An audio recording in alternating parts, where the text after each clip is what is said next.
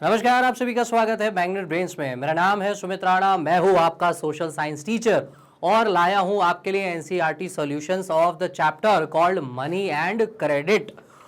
इस वीडियो को देखने से पहले आपको एक बात का ध्यान देना है और वो ये कि अगर आपने इस पूरे चैप्टर को नहीं पढ़ा है तो पहले पढ़ लीजिए, लेकिन अगर आपकी इच्छा ये है कि पहले मैं सारे क्वेश्चन आंसर्स देखूंगा और उसके बाद जो है उस चैप्टर को पढ़ूंगा तो आप ये भी कर सकते हैं। दोनों ही मामले आपके लिए फायदेमंद होंगे, लेकिन उससे बड़े फायदे की बात पहले ये सुन लीजिए कि मैग्नेट ब्रेन्स जो है वहां पर किंडरगार्टन से लेकर क्लास 12th के सभी सब्जेक्ट्स के सारे videos free of cost available है आपके लिए। ठीक है, आपके लिए मतलब आपके लिए और आपके अपनों के लिए। तो इस चैनल को सब्सक्राइब करिए, लाइक करिए, शेयर करिए लोगों के साथ, एजुकेशन को प्रोपेगेट करिए। इंडिया में इस चीज की बहुत ज्यादा जरूरत है। आई होप आपको ये बात समझ में आ गई होगी और आपकी जो जरूरत है एनसीईआरटी सॉल्यूशंस की उसका पूरा करने के लिए मैं आ गया हूं। तो चलिए सवालों को शुरू करते हैं। सवाल का जवाब देखें उससे पहले मैं एक चीज और आपसे रिक्वेस्ट करूंगा कि भाई कमेंट बॉक्स में अपने मन की बात जरूर किया करो। ठीक है, अगर आपको सवाल समझ में आ गया तो बताओ, अगर नहीं आया तो वो भी बताओ। आपको कोई और ट्रिक समझनी है आंसर्स लिखने की तो वो भी बताइए। ठीक है, चलिए आते हैं प्रश्न क्रमांक 1, question number 1। In situations where with high risk, in situations with high risk credit might create further problems for the borrower. Full stop, explain. जब बच्चों ऐसा क्वेश्चन आएगा एक्सप्लेन करने के लिए, what it wants you to do is, जो given statement है आपको इसको एलैबोरेट करना है। क्या करना है? एलैबोरेट करना है। एलैबोरेट करने के लिए even you can give some examples. ठीक है, तो जब आप बोर्ड की परीक्षा में ये आंसर लिख रहे होंगे तो आपको इस बात का पूरा ध्यान रखना है कि क्वेश्चन क्या पूछा गया है, यहां पर की वर्ड क्या मेंशन्ड है, और इसके अलावा सबसे इंपॉर्टेंट बात आपको जो ध्यान रखनी है वो ये कि कितने मार्क्स का क्वेश्चन है। अभी मैं अज्यूम करता हूं कि भाई ये 5 मार्कर क्वेश्चन है, तो 5 मार्कर क्वेश्चन में आंसर कैसे लिखोगे? पहले तो वो सारे पॉइंटर्स लिखेंगे जो मैं अभी आपको दिखाने वाला हूं, and then you can add on some of the examples from your end. Example आप खुद से भी बना सकते हैं या जो बुक में ऑलरेडी मौजूद है वो भी बना सकते हैं। ठीक है, तो चलो जवाब देख लेते हैं। ये देखिए क्वेश्चन, अच्छा क्वेश्चन क्या था इस पे तो बात ही नहीं हुई। देखिए क्वेश्चन ये है कि मान लीजिए कि आपने बोरोवर, बोरोवर कौन होता है? जो लोन लेता है, लोन जो ले रहा है, पैसा जो ले रहा है, उधार जो ले रहा है वो बोरोवर है। मान लीजिए बोरोवर ने एक लोन ले लिया। ठीक है, बोरोवर ने एक लोन ले लिया, लेकिन उस लोन को लिया तो जिस भी काम करने को लिया है उसके साथ बहुत ज्यादा रिस्क एसोसिएटेड है, उस काम के लिए बहुत ज्यादा रिस्क एसोसिएटेड है। इससे ये हो सकता है, माइट क्रिएट, होता नहीं है, हमेशा नहीं होगा। ठीक है, might create some problems for the borrower. तो जैसे कि एक सिचुएशन हम समझ लेते हैं, आंसर तो हम डेफिनेटली डिस्कस करेंगे, एक सिचुएशन समझ लेते हैं। ये आप एग्रीकल्चर वाले केस में देखिएगा, और अगर आपको याद हो आपकी किताब में स्वप्ना का एग्जाम्पल है ना, तो उसी को समझते हैं। लेट्स से कोई फार्मर है। ठीक है, तो सवाल आपसे क्या पूछ रहा है मैं वो समझा रहा हूं। एक फार्मर है, उसने भाई लोन लिया। ठीक है, उसने लोन लिया और अपनी जो है लैंड पे इन्वेस्ट किया। ठीक है, अपनी फार्म लैंड पे इन्वेस्ट किया, बीज खरीदे, फर्टिलाइजर्स खरीदे, सारे जो भी रेलेवेंट केमिकल्स हैं, जो भी टूल्स एंड मशीनरीज हैं वो सब कुछ खरीदा और उसने इन्वेस्ट किया। और let's say because of the season और because of the hail storms, बर्फबारी हो गई, या मान लीजिए ओले गिर गए, बहुत ज्यादा तूफान आ गया, लेट्स से बाढ़ आ गई, कोई भी कारण से उसकी फसल खराब हो गई। ठीक है, क्रॉप जो है उसकी डैमेज हो गई। तो इससे क्या होगा, जो स्वप्ना के केस में भी हमने देखा है, वो डेट ट्रैप में फंस सकता है ना। जो सबसे इंपॉर्टेंट पॉइंट क्या है वो बस यही है कि वो डेट ट्रैप में फंस सकता है, कर्ज के जाल में फंस सकता है। ठीक है बच्चों, तो यही वो सवाल है जो आपसे बोला है, मतलब बेसिकली ये सवाल है, अब आपको इसको एक्सप्लेन करना है। ठीक है, मैं तो एक छोटा सा आंसर आपके लिए लिखकर लाया हूं, आप इसमें बहुत सारी चीजें ऐड ऑन कर सकते हैं। आप चाहे तो हेडिंग्स लगा के आंसर लिख सकते हैं, चाहे तो इस तरह बुलेट पॉइंट में लिख सकते हैं, सारी इच्छाएं आपकी। ठीक है, बट एक चीज को इंश्योर करना है, हैंडराइटिंग अच्छी होनी चाहिए और कीवर्ड्स को अंडरलाइन करना है। चलिए मॉडल आंसर देख लेते हैं। High risk situations can version for the borrower when using credit. तो ये क्वेश्चन से उठा लिया लाइन हमने। Borrowing involves getting money from a lender at a high interest rates. तो सबसे पहले आप जब बोरोवर की बात कर रहे हो, ठीक है, वो क्या कर रहा है, जब वो मनी लेंडर वगैरह से पैसे ले रहा है तो सबसे पहले तो वो हाई इंटरेस्ट पे ले रहा है। तो लेट्स से उसने एक लोन लिया जो उसको चुकाना है with a very high interest, ठीक है, और ये किस उम्मीद में लेके बैठा है कि इस बार फसल अच्छी होने वाली है तो मैं चुका दूंगा। In case of inability to repay due to business और work losses the borrower can get stuck in a debt trap. वही है, किसान जो है उसका नुकसान हो गया तो क्या होगा, डेट ट्रैप में फंस जाएगा। कोई स्मॉल बिजनेसमैन है, उसका बिजनेस नहीं चला, लेट से आपने देखा होगा जब कोविड आया पूरे वर्ल्ड में, है ना, तो बहुत सारे बिजनेसेस चाहे वो बड़े हों या छोटे हों, वो सारे धीरे धीरे धराशायी हो गए, खत्म होने लगे। द रीजन बीइंग कई लोग लोन पे काम करते हैं, कई लोग जो है अपना कर्ज लेकर काम करते हैं, और जनरली लेना पड़ता है क्योंकि बिजनेसेस ऐसे रन नहीं होते हैं, ठीक है। तो डेट ट्रैप में फंसने की टेंशन हो गई। Next is the borrower must repay the credit along with the lender's interest leading to more difficult situations, ठीक है। और ये जब लेंडर्स इंटरेस्ट की बात कर रहा है ना, तो ये हाई इंटरेस्ट की बात हो रही है, ठीक है। तो this is also you can write, the borrower might be force to give the lender the collateral और एसेट यूज्ड एज गारंटी। और बड़े इत्मीनान से लिखा हुआ है, लेकिन आप समझिए कि हालात कैसे होते हैं। लेट्स से कि किसी किसान ने कर्ज लिया, कर्ज नहीं चुका पाया, तो बोरोवर जो है उसके घर पहुंच सकता है और उसको नुकसान पहुंचा सकता है, उसका सामान छीन भी सकता है, ठीक है। तो डेट ट्रैप के अलावा जो है ना उसके लाइफ पे रिस्क भी है, आप इस बात को समझिए, ठीक है। इस आंसर में जो कीवर्ड्स यूज हो सकते हैं मैं वो यहाँ पे लिखता हूँ, आप जरा देखिएगा। पहला तो ये है डेट ट्रैप, ठीक है, जो फर्दर प्रॉब्लम उसके लिए हो सकती है। दूसरी प्रॉब्लम उसके लिए हो सकती है risk to life, risk to life. Problem number 3 जो उसके साथ हो सकती है, ठीक है, वो ये हो सकती है कि उसको कोलैटरल रखना पड़ जाए। जनरली जब आप इनफॉर्मल सेक्टर की बात करते हो तो हम कोलैटरल्स नहीं लेते हैं, बट जनरली कोलैटरल आपको रखना पड़ जाए। और ये जो डेट ट्रैप है ना, जो फर्स्ट पॉइंटर लिखा हुआ है, याद रखना ये डेट ट्रैप जो है ये सिर्फ एक जनरेशन पे ही नहीं रहता है। हिंदुस्तान में कई ऐसे केसेस रहे हैं जहां पर पीढ़ियों ने कर्ज चुकाया है। जी हाँ, पीढ़ियों ने, जनरेशंस आफ्टर जनरेशंस लोगों को कर्ज चुकाना पड़ा है, क्योंकि इंटरेस्ट रेट कंटिन्यूसली बढ़ता चला जाता था और उनकी सोर्स ऑफ इनकम तो वैसे भी बहुत कम थी, ठीक है। Now what you can do is you can use these 3 keywords and right this answer along with an example, and here what you can do is you can write the example of Swapna, ठीक है, जो आपकी book में था। या कुछ नहीं करना तो एक किसी भी फार्मर का एग्जांपल अज्यूम करके वो कहानी आप लिख सकते हो, ठीक है। तो ये 5 मार्कर्स में लिख सकते हो। लेट से अगर सिर्फ 3 मार्कर्स में है तो भाई ये बस इतने ही लिख दो, 3 पॉइंटर लिख दो, है ना, और आपको नंबर मिल जाएंगे। चलिए अगले प्रश्न पे आते हैं। How does money solve the problem of double coincidence of wants, explain with an example of your own. देखो आपको अपना एग्जांपल लिखना है। देखो अपना एग्जांपल क्या होता है, अपने एग्जांपल का यहाँ पर मतलब होता है जो किताब में दिया उसको छोड़ के जो भी एग्जांपल है वो तुम्हारा अपना है। मैं मजाक नहीं कर रहा, I am really serious about this. जो भी बुक में दिया हुआ है उसको छोड़ के जो भी आप एग्जाम्पल लिख रहे हो वो आपका अपना एग्जाम्पल कहलाएगा, ठीक है। सवाल क्या है, how does money solve the problem of double coincidence of want. तो प्रॉब्लम क्या है जो हमने पढ़ा है कि भाई डबल कोइंसिडेंस ऑफ वांट जो है, बार्टर सिस्टम में क्या होता है, बार्टर सिस्टम जब चल रहा होता है जिसमें आप सिर्फ गुड्स के बदले गुड्स लेते हो, तो क्या होता है, डबल कोइंसिडेंस ऑफ वांट्स आ जाता है। मतलब क्या है, let's say there are 2 people A and B. अब ये क्या करेंगे, इसे वीट देना है, ठीक है। तो इसको बदले में क्या चाहिए, जो इसके पास है, लेट्स से इसके पास टोमेटो है, ठीक है। तो ये क्यों दे रहा है इसको वीट, क्योंकि इसको वीट चाहिए। और ये इसे टोमेटो क्यों ले रहा है, क्योंकि इसको टोमेटो चाहिए। और इसको ये वीट ही क्यों दे रहा है, क्योंकि बी को भी वीट चाहिए और ए के पास सिर्फ वीट ही है देने के लिए और बी के पास टोमेटो ही है देने के लिए।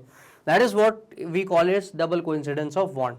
तो वो कह रहा है भाई जब पैसा बीच में आ जाता है तो कैसे डबल कोइंसिडेंस ऑफ वांट जो है खत्म हो जाती है, आपको उसका एग्जांपल देना है। Let's see the answer.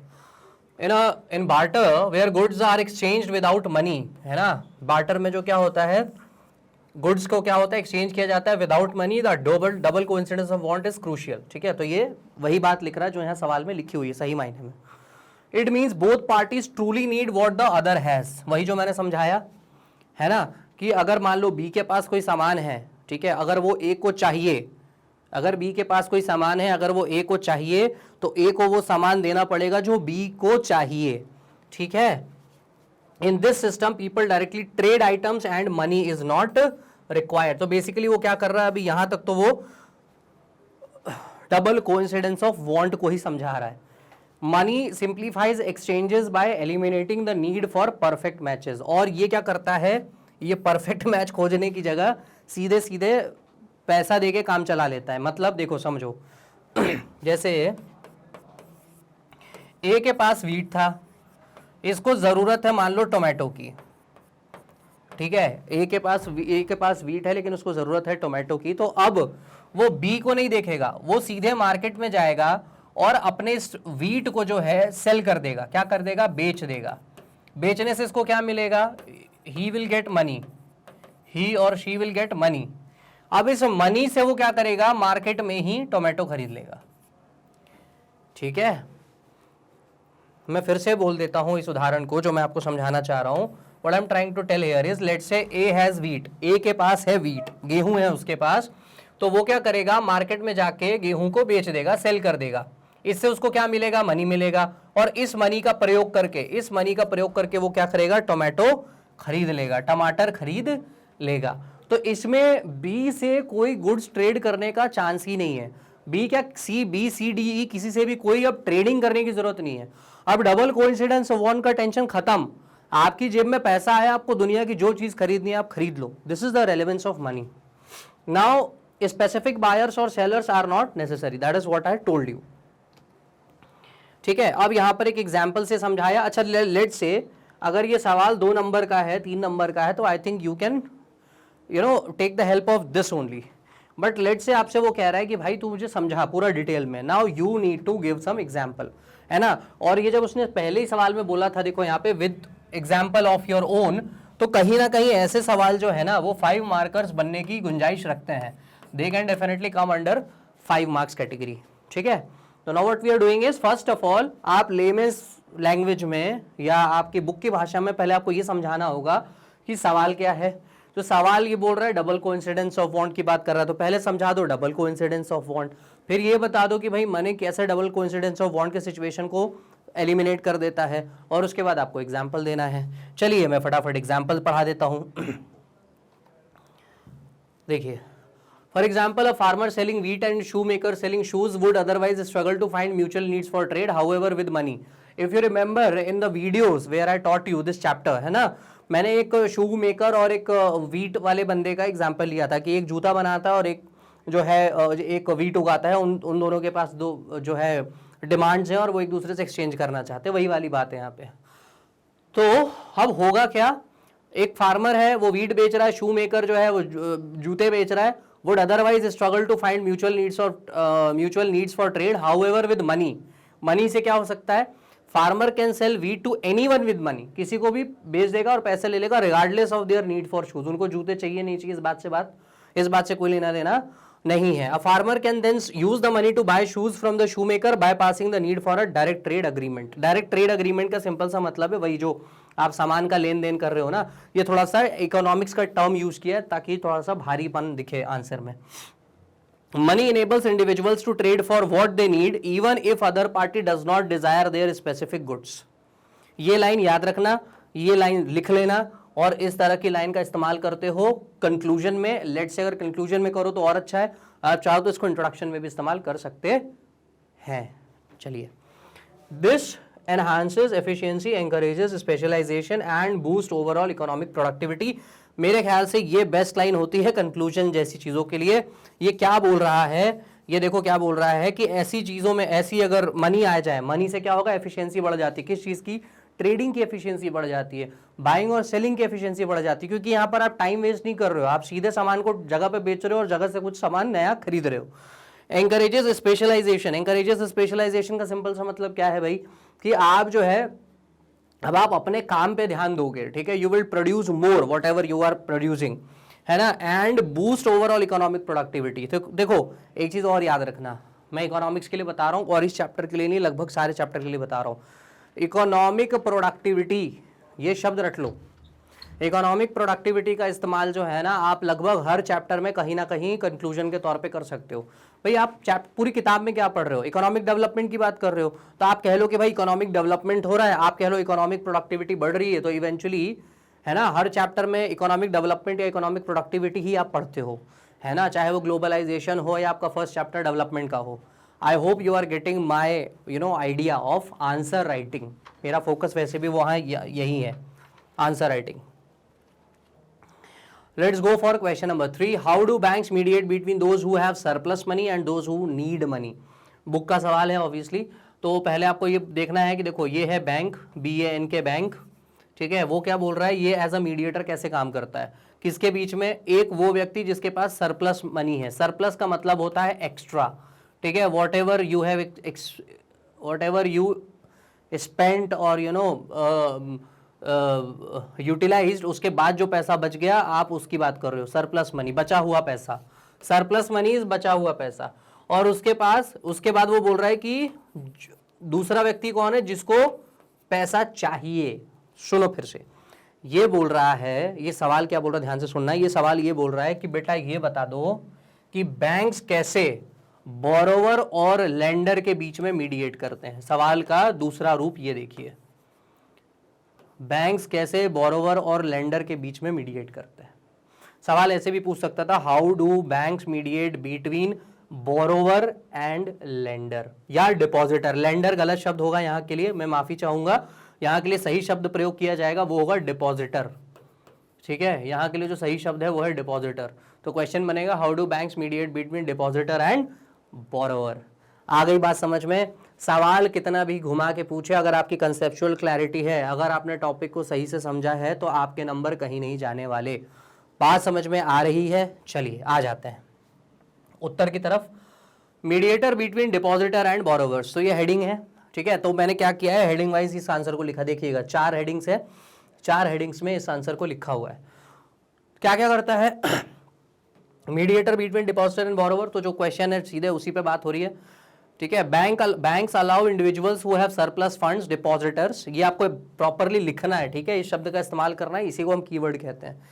Depositors to open accounts and deposit their money, तो बैंक क्या बोलता है, भाई आओ पैसा जमा करो। और क्यों जमा करो, क्योंकि आपके पास हमारा पैसा सेफ रहेगा और साथ ही साथ इंटरेस्ट भी ले लेना। जो पैसा जमा कर रहे हो उससे थोड़ा पैसा ज्यादा ले लेना, तो क्यों नहीं आएगा कोई। Banks use this money to provide loans to individuals or businesses who need money, borrowers. और इसके बाद ये क्या करते हैं, इफ़ यू रिमेंबर, मैंने टॉपिक में पढ़ा है, अगर आप वीडियोस में जाके देखें हैं तो मैंने पढ़ा है कि लगभग 15%, 15% ऑफ द अमाउंट ये बैंक में ही रखते हैं। क्यों रखते हैं, मान लीजिए क्योंकि हमने डिमांड डिपॉजिट का भी कॉन्सेप्ट पढ़ा है। मान लीजिए आप बैंक चलेगा या पेटीएम चलेगा, जी मुझे पैसा चाहिए आज, तो वो उसके लिए बचा हुआ 85% ऑफ द अमाउंट होता है, ये लोन पे दे देते हैं। क्योंकि अगर ये लोन पे देंगे तो ज़्यादा इंटरेस्ट लेंगे और तभी तो इस डिपॉजिटर को थोड़ा सा इंटरेस्ट उसमें से देंगे, ठीक है। तो ये हमने लास्ट टॉपिक जो पढ़ा है उसमें है एनकरेजिंग डिपॉजिट्स। तो डिपॉजिटर्स को बैंक क्या देता है, देखो मैंने जो अभी कहानी सुनाई ना, मैं उसी को मैंने आंसर्स के फॉर्म में यहाँ पर लिखा हुआ है, बट जिस सी की मैंने कैसे उसको एलैबोरेट किया हुआ है। In the first pointer what we are saying, depositor को क्या करता है बैंक, क्या बोलता है ना, बोरोवर को क्या करता है, ठीक है। तो 2 लाइन बन गई आपकी इससे। नेक्स्ट देखो, encouraging deposits, banks offer depositors interest on there deposits. तो एंकरेज कैसे कर रहा है डिपॉजिटर को डिपॉजिट करने के लिए, पैसा डालने के लिए बैंक में, क्योंकि बेटा हम तुम्हें देंगे interest. This encourages people to deposit their money in banks which provides bank with more money to lend to borrowers. Obviously जितना ज्यादा लोग एंकरेज होंगे, जितना ज्यादा लोग मोटिवेटेड होंगे कि यार हमें इंटरेस्ट मिलेगा, उतना ज्यादा अपना घर से पैसा ले जाके बैंक में जमा करेंगे, क्योंकि वो इंटरेस्ट के लालच में होंगे।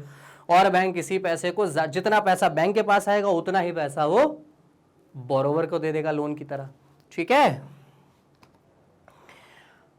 तो एक चीज और याद रखना, यहां पर आप चाहें तो एक सेफ्टी का भी पॉइंट रख सकते हैं, ठीक है। सेफ्टी, मनी जो है बैंक में सेफ रहेगी। You can utilize this point, I have not included here but you can utilize this point here, ठीक है। Funding customer loan request, when a customer applies for loan the bank assess their credit worthiness and determines whether to approve the loan. तो फिर ये कहानी है कि भाई कैसे लोन दिया जाता है। तो जब मान लीजिए किसी कस्टमर ने लोन के लिए अप्लाई किया, किसी इंडिविजुअल ने किया, किसी बड़े बिजनेस ने किया, तो बैंक क्या करता है, पहले उनकी वर्दनेस देखता है, वर्थनेस देखता है कि ये मुझे लोन दे पाएंगे कि नहीं। इफ़ यू रिमेंबर, जब हम लोन वाला टॉपिक पढ़ रहे थे, हमने पढ़ा था कोलेटरल्स के बारे में। कोलेटरल्स में हमने क्या पढ़ा था कि बैंक ये चेक करता है कि भैया तुम्हारी सैलरी कितनी आती है, तुम्हारी इनकम कितनी है, और तभी डिसाइड होता है कि तुम कितने दिनों में हमें पैसा वापस लौटा दोगे, ठीक है। If the loan is approved the bank will use the depositors money to fund the loan. वही चीज है, उसको प्रोसेस बाय प्रोसेस स्टेप में लिखा हुआ है। Making a profit, banks charge borrowers a higher interest rate on their loans, higher interest on their loans, किसकी बात हो रही है? बोरोवर्स की बात हो रही है। देन दे पे डिपॉजिटर्स ऑन देयर डिपॉजिट्स, वही जो मैंने कहा था, the difference between these two interest rate is banks profit. ठीक है, और अगर आपने वीडियो नहीं देखा तो मैं बिल्कुल शॉर्ट में आपको बता देता हूं, ये है बैंक, ठीक है, ये है बोरोवर, ये है डिपॉजिटर, ध्यान से देखो, ये है डिपॉजिटर, ये है बैंक, ये है बोरोवर। डिपॉजिटर क्या कर रहा है? बैंक को पैसा दे रहा है। बैंक क्या दे रहा है डिपॉजिटर को? उसका जो प्रिंसिपल अमाउंट जो इसने जमा किया है प्लस छोटा सा इंटरेस्ट, छोटा सा इंटरेस्ट को मैंने स्मॉल आई लिखा हुआ है। और बोरोवर को क्या दे रहा है? ये लोन दे रहा है। ठीक है, तो ये बोरोवर को लोन दे रहा है और डिपॉजिटर यहाँ पे डिपॉजिट कर रहा है।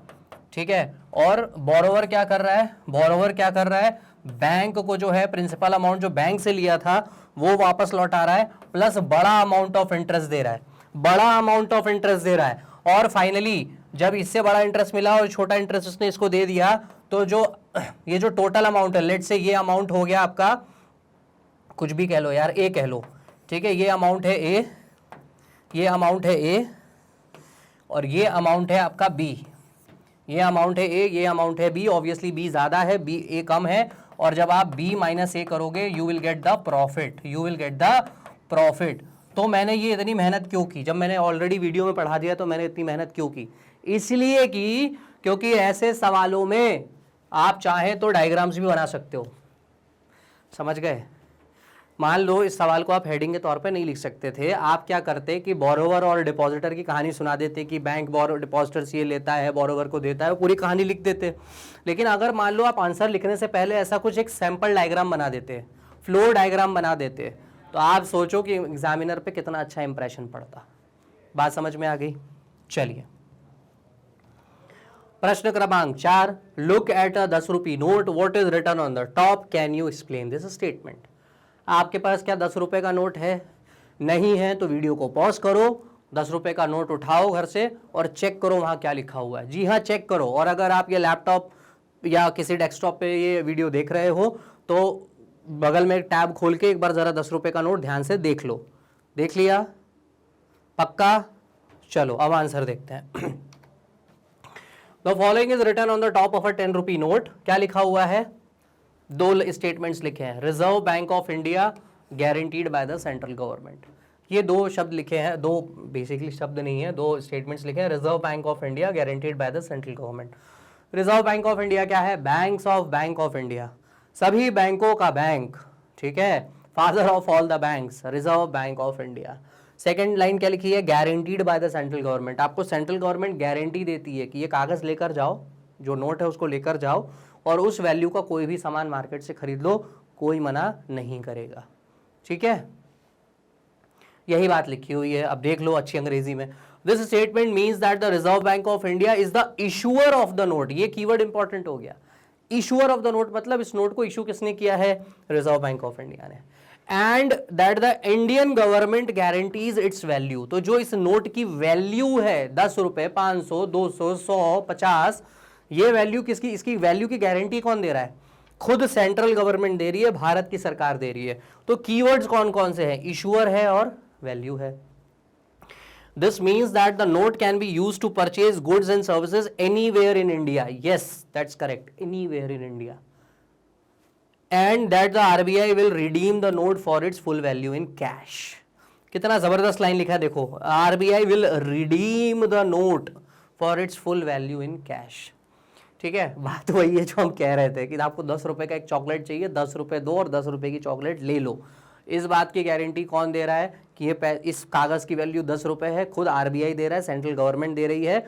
और वो 10 रुपए है, ये कैसे पता चल रहा है? तो बीच में लिखा हुआ है ना 10 रुपीज, उसकी वजह से। ठीक है, next, the RBI is the central bank of India. And अब देखो यहां पर क्या है कि आरबीआई कौन है और गवर्नमेंट ऑफ इंडिया क्या कर रही है। RBI is the central bank of India and is responsible for issuing currency, regulating banks and maintaining monetary stability. Monetary stability का मतलब है पैसों से जो लेन देन पूरे भारत में हो रहा है, चाहे बैंक्स का हो रहा है या लोगों के बीच में हो रहा है, इस चीज को थोड़ा स्टेबल करके रखना है ना, पैसे की दिक्कत नहीं होनी चाहिए। The Government of India guarantees the value of Indian currency which means that it will back up the RBI's obligation to redeem its note and coins. मतलब ये कि जो आरबीआई के जो नोट और कॉइन्स जो इशू किए ना आरबीआई ने, ये गारंटी कौन ले रहा है? गवर्नमेंट ऑफ इंडिया की। ये जो कर रहा है वो सही कर रहा है ना। इसको इस तरह समझो। The statement on a ₹2 note is important because it gives people confidence that the note is worth its value. Simple बात। This confidence is essential for the smooth functioning of the Indian economy. अब देखो ये basically क्या है, ध्यान से देखो, मैंने इसके पहले कहा था कि बेटा कुछ कीवर्ड्स ऐसे होते हैं जो किसी में भी चिपका सकते हो। Growth of economy, development of economy, efficiency of economy, economy economy economy, यहाँ आ गया इंडियन इकोनॉमी। क्या इंडियन इकोनॉमी की functioning, smooth functioning of Indian economy, growth of Indian economy. भाई जितना ज्यादा बाजार में पैसा चलेगा, लोग सामान खरीदेंगे, सामान बिकेगा, तो डेफिनेटली क्या हो रहा है? Growth of economy. तो कंक्लूजन में हमेशा याद रखना, कुछ एक शब्द ऐसे होते हैं जो आपको लिखने चाहिए। क्वेश्चन नंबर 5 है, why do we need to expand formal sources of credit in India. अब ये बोल रहा है कि इंडिया में, सिर्फ इंडिया की बात करनी और कहीं की बात नहीं करनी है, इंडिया में हमें फॉर्मल सोर्सेज को एक्सपैंड क्यों करना है। तो जिन बच्चों को मेरी बात सुन के लगा होगा कि सर क्या मजाक कर रहे हो यार, हमें पता है इंडिया की बात है। होता क्या है, when you start writing the answer, you know sometimes you forget कि बात इंडिया की हो रही है और आप ग्लोबल कॉन्टेक्स्ट में आंसर लिख देते हो। आप हमेशा इस बात का याद रखिएगा कि जब भी आप सवाल का जवाब लिख रहे हो, और ये एग्जाम हॉल में मत करना, पहले ही पूरी प्रैक्टिस कर लेना जो मैं बोल रहा हूँ। Whenever you are writing an answer for a question, ensure that after writing at least 1 complete sentence or 2 complete sentences, आप दोबारा एक बार सवाल को पढ़ लो। कभी कभी क्या होता है, हम सवाल पढ़ते हैं, सवाल समझ जाते हैं, जवाब लिखना चालू करते हैं, और होता क्या है, क्या होता है, हम अपने जवाब से भटक जाते हैं। तो सबसे अच्छा तरीका क्या है, वापस सवाल को पढ़ लो, ताकि आपका आंसर का जो अलाइनमेंट है, जो आंसर का फ्लो है, वो वहीं पहुंचे जहां एग्जामिनर देखना चाहता है। आई होप ये आंसर राइटिंग की टेक्निक आपको समझ में आ गई होगी। ठीक है, चलो देखो, Why do we need to expand formal sources of credit in India? इस सवाल को जो है आप देख सकते हैं, मैंने एक हेडिंग लगाई है, to promote economic development, to reduce poverty and equality, to protect borrowers from exploitation, and finally the conclusion. 120 words के हिसाब से इस आंसर को हमने तैयार किया है, क्योंकि जनरली देखने में आता है कि ये सवाल जो है 120 वर्ड्स के आसपास ही पूछा जाता है। तो क्या करेंगे अब हम एक काम करते हैं, सबसे बढ़िया तरीके से सारी हेडिंग्स को एक एक करके समझना चालू करते हैं। ठीक है, तो जो फर्स्ट पॉइंट है वो क्या है? फर्स्ट पॉइंट है टू प्रमोट इकोनॉमिक डेवलपमेंट। तो क्या करता है भाई, जो अगर आप फॉर्मल सोर्सेज को बढ़ाओगे, इंडिया में अगर फॉर्मल सोर्सेज को बढ़ाते हो तो क्या होगा, इंडिया की इकोनॉमिक डेवलपमेंट होगी। ठीक है, क्या होगी, इंडिया की इकोनॉमिक डेवलपमेंट। ठीक है, कैसे होगी, देखो, cheap and affordable credit is essential for businesses to grow and create jobs.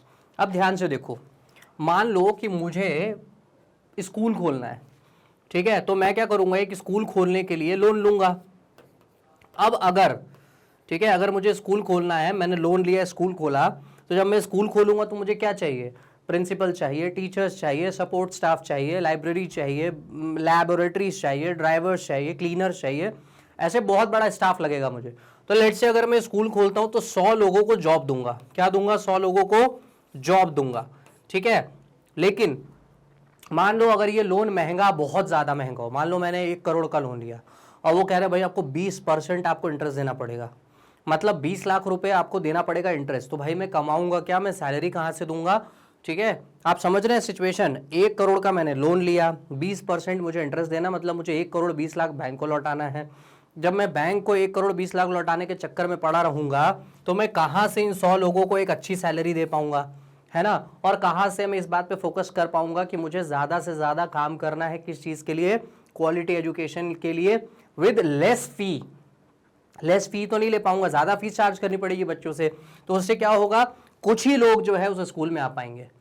ठीक है, तो आप समझ रहे हैं कि एक लोन की वजह से कितना कुछ हो रहा है। आप सैलरीज देने की स्थिति में आ जाते हो, आप क्वालिटी एजुकेशन देने की स्थिति में आ जाते हो, अगर लोन आपको चीपर रेट पे मिल जाता है तो ठीक है। When people have access to credit, they can invest in their businesses, buy new equipment and hire more workers. Same चीज।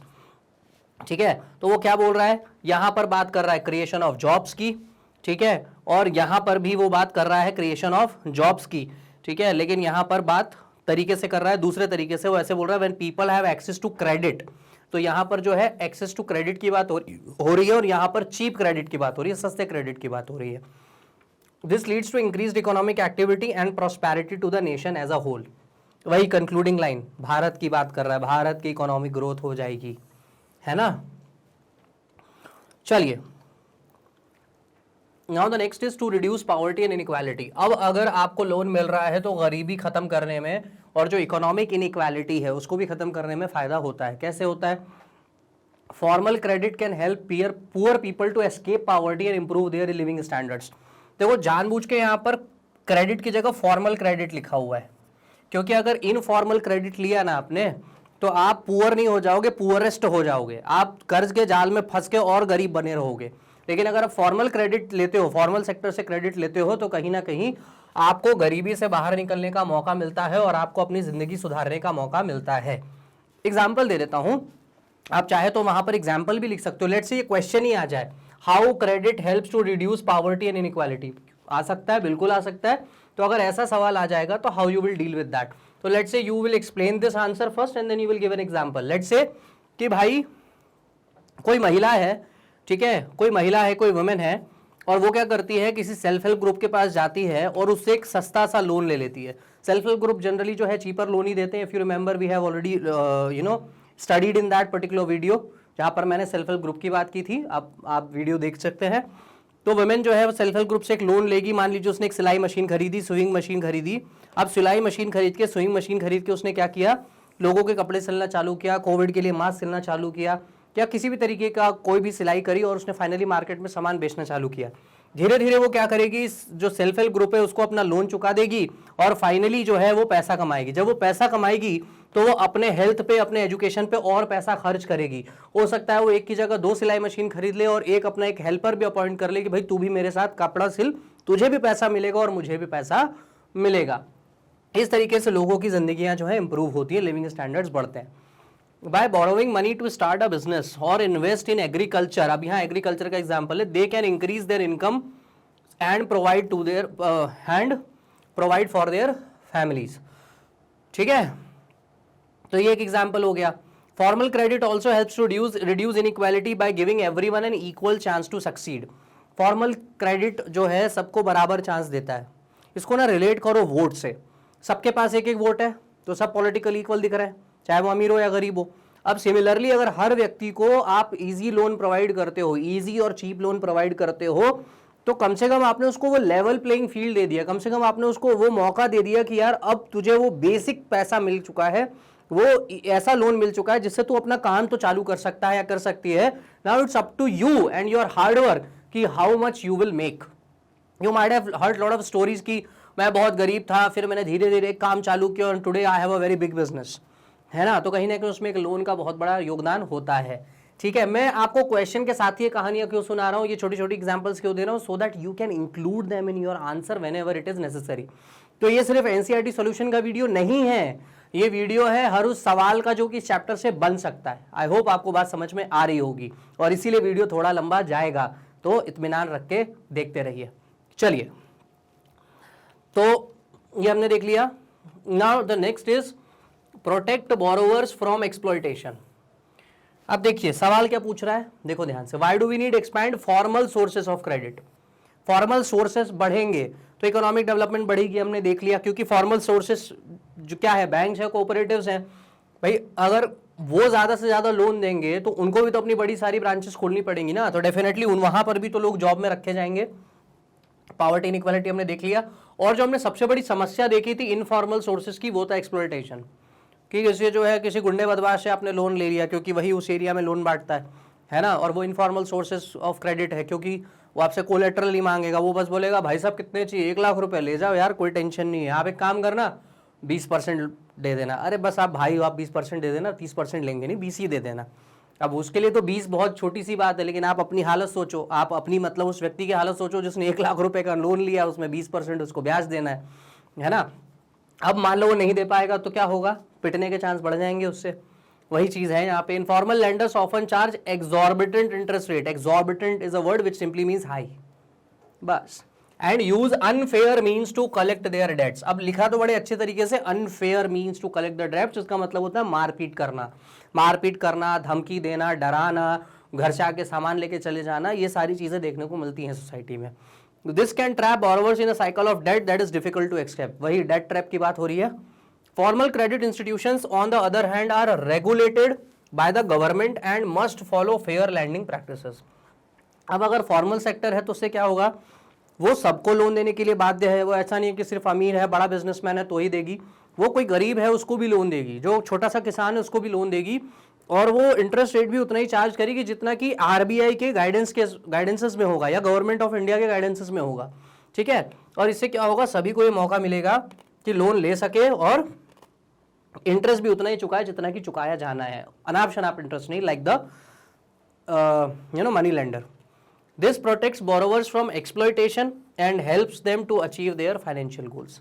Again concluding line है ये, आपको exploitation से बचाएगी। देखो ना, ये वाली चीज़ यहाँ आ गई है, आपको exploitation से बचाएगी और क्या होगा, आपको जो आपके फाइनेंशियल गोल्स हैं, आपको अमीर बनना है, आपको पैसा कमाना है, आपको स्कूल खरीदना है, जो भी करना है आप वो कर सकते हो। कंक्लूजन क्या है, अब चाहो तो आप कंक्लूजन हेडिंग में लिखो या मत लिखो, बस याद रखना लाइन छोड़ के पैराग्राफ चेंज करना होता है। Expanding formal sources of credit in India is essential for promoting economic development। देख लो, फिर आ गया वही शब्द economic development. Reducing poverty and inequality, गरीबी हटाना है भाई, इकोनॉमिक डेवलपमेंट होगा तो गरीबी हटेगी, इनइक्वालिटी हटेगी। And protecting borrowers from exploitation, क्योंकि क्वेश्चन में borrowers की बात हुई है। The government and financial institutions should work together to make credit more accessible and affordable for all Indians। और गवर्नमेंट को ज़्यादा से ज़्यादा लोगों तक लोन्स पहुँचाने के लिए काम करते रहना चाहिए। अब आते हैं नेक्स्ट क्वेश्चन पे, जो है question number 6। What is the basic idea behind the self help groups for the poor, explain in your own words. तो as I told you, whatever is written in the book, do not use the same language, go by the other language, और just use your own words. थोड़ा simplify करो चीज़ों को या heading लगा के लिखो।